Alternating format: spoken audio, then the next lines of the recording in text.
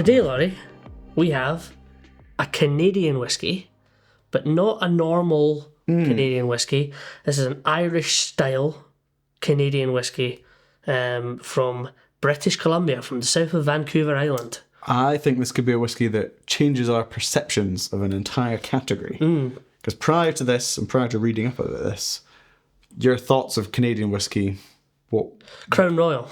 Yeah. That's it. Or Canadian Club. Even then, anytime I've spent kind of in the Midwest in America, Crown Royal dominates all the shelf space. Yeah. Whether it's the maple or blueberry or all these other flavoured whiskies. This is quite different. It's a Scotsman that owns and runs a distillery. Yep. And splits up his production to 3 completely different styles of whiskey. So Graeme, who I had the pleasure of having a wee call with recently. Graeme Macaloney. That's it. Yep. The Macaloney Distillery. Yeah. There's 35% of a peated production, 35% of an unpeated production, and then the remaining 30% is this Irish style. Yeah. So great colour, interesting bottle, not something I've ever seen in the UK before. Yeah, I thought Graeme was great, actually. Yeah. He gave slight sort of Willy Wonka vibes. Like, he just loved what he was doing. He was creative. He's got all these ideas. And because it was, it's his name on the bottle, he was like, if I want to do this, I'm going to do it. There was so much personal pride. Yeah, and definitely. The kind of operations of the distillery was amazing. We're on the call with him. You've got the 2 stills in the background, but it's also in the same room as some of the casks. Yeah. Like, it was kind of all in one fun setup.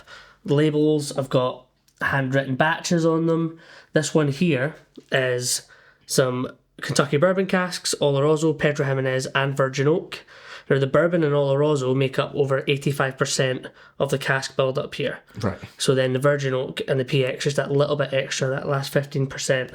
So that's why we see this immense colour on Yeah, it. it's great that we're so transparent. Because again, going back to our preconceptions of Canadian whiskey, like, Yeah. bottle of Crown Royal, Yeah. hee-haw, you don't know anything. You Like just- Canadian Club, again, you don't really know anything. So the fact that they've got specific batch numbers, bottle numbers, cask makeup. Even with a new distillery producing whiskey, it's very rare they say their cask breakdown, or I would say it's because they're able to chop and change and it's a relatively small production compared to the stuff we normally have on the channel. But yeah, Canadian whiskey, I don't have a great opinion of, even though they make a lot of it.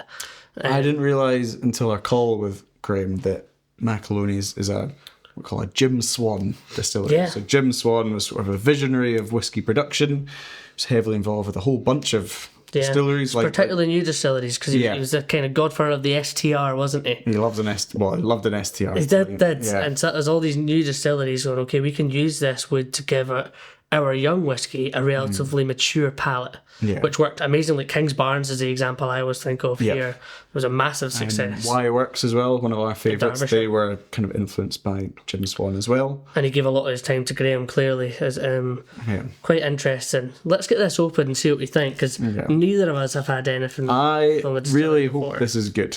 Yeah, me too. Me too. Yeah, Graeme was so impressive. Graeme was a top guy. Yeah. But as soon as he said, I think he mentioned Kilchoman is one of the distilleries that was like an inspiration for him. And again, I've never had a bad Kilchoman. Fair. And visiting the distillery, talking to Anthony Will's chat, talking to their team there, they're very impressive. I'm very proud of their product. And it's a similar way to Graeme, to be honest. And so this is the signature selection Kildara. So the Kildara, he actually spent some time in Ireland at Middleton to try and learn about the production of Irish whiskey for this style. Okay. So although it's a Canadian whiskey, this is the Irish style that they've produced. It's an island whiskey with no E as well. So he's gone against all the Canadian rounds because he's a Scotsman at the end of the day. How's the nose? I think it's quite reserved. Okay. I think there's a bit of caramel and toffee. It's a pleasant nose. It's bottled at 46%, I believe. Yeah, 46%. And one of 356 bottles. So, relatively small batch. It's very sweet. It's actually got a bit of, despite the colour, it's quite light and fresh.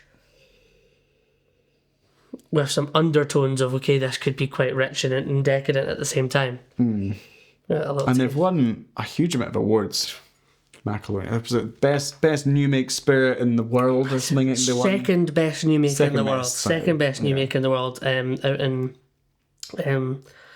the San Francisco Awards. Is it San Francisco? Yeah, that's a big one. Which is the huge one.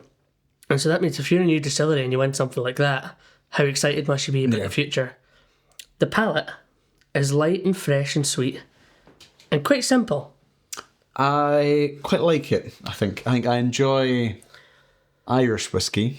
Obviously, this is an Irish style Canadian whiskey because it isn't too challenging. It's not, fiery and robust in the same way that a lot of Scotch whiskies are. I think that's pretty good. They've spent obviously a lot of money in the volume of sherry used here. Is really interesting, but it's really not much sherry on the palate for me whatsoever. Despite the colour, the palate is quite light and fresh. Maybe not what I was anticipating. Is that light and fresh in a good way? Or are we expecting it is. To linger and... It's light and fresh in a good... No, it's light and fresh in a good way, but it's also... It feels like quite a light spirit to me as well. I was hoping it would be slightly more viscous, a little bit more textural. I know what you mean. Does it feel a little bit... Is this the Irish style playing into it though? Is that because the Irish style would be... Potentially. Or maybe a little bit thinner? Does it feel... Has it got quite a clear character to it? Or does it feel a little bit confused? Does it feel like a bit of this and a bit of that? I actually think it's got a really nice, pleasant, what I would associate with a North American palate, where there's vanilla and it's sweet. But it's just not what I anticipated after the presentation. I think it tastes like a 40, maybe 43%. Yeah? There's not a big difference. It is soft. Just something so different. Island Distillery. Well, yeah, south of Vancouver Island. Really not much going on up there as far as I'm aware. A cool place to make whiskey. Scotland does best when it's in isolation. Yeah. I'm interested to see their peated stuff and try some of the other expressions. They've got a huge range. I was looking at their kind of website recently, and it's like 10, 12 different expressions, and it's all different cask types. I don't think a single one had an age statement on it. It was just all, some were triple distilled, some were peated, some weren't peated. I think my kind of only concern is, obviously in this day and age, there's so much whiskey to choose from. And if somebody says, what does Macaloney's taste like? They've got so much going on. We've got so much going on. Which could be great. Could be great, but I feel like one distiller trying to do everything. Like if I want something smoky, I'll go to Isle. If I want something sherried, I'll go to Glendronach, Abelard, or Tandu, whatever.